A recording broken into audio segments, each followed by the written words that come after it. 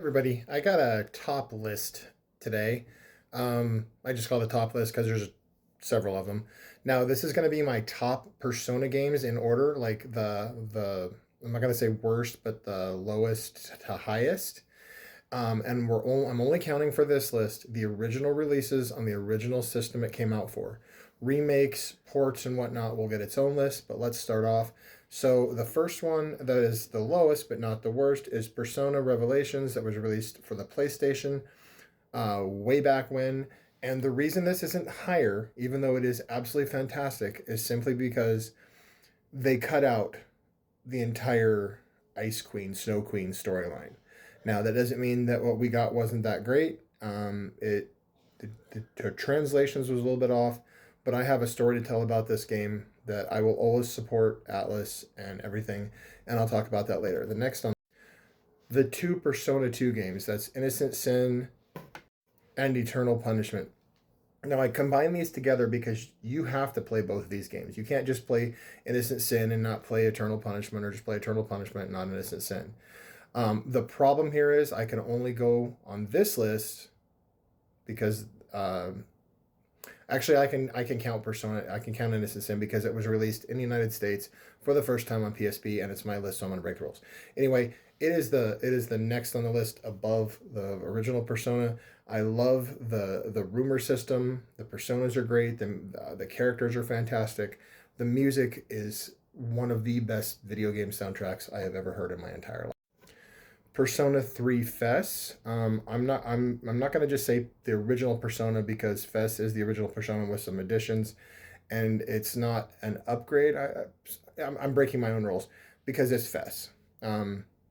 And to be honest with you, I didn't really play the original Persona 3 until well after it came out, until FES came out. But my only reason this one is not a little bit higher is because you do not have control of your party members in battle. There are some ROM hacks, I call them ROM hacks, that allow you to do this, but the original did not. It's also a little bit grindy. I hated the whole system where you didn't go to the bathroom or you didn't get enough sleep. Now you have a cold. Now you can't go out. Your party members have colds. They can't go with you. I'm so glad that they removed that and reload, but reload's a topic for later. The next one is Persona 5, the original Persona 5 for it was on PlayStation 3, PS5, and I believe a couple other systems. It was great. I really liked the characters. I liked the personas. The ending battle was mind blowing. The concepts behind it were good. I really liked the upgrades to the social links. It had a great cast of characters. Um, it was just absolutely great. I didn't really like Panther all that much, but she was still okay.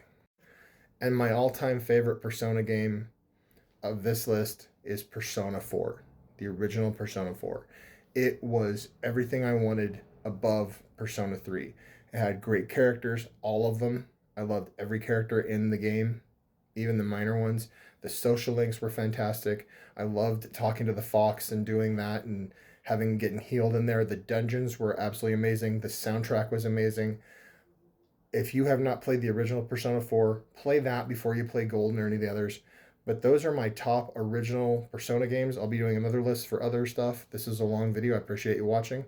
But thanks for checking this out. What do you think about Persona? Do you play them? Have you played them? What are your top ones? But I'll be doing another list for ports and upgrades later on. Thanks a lot for watching. Bye.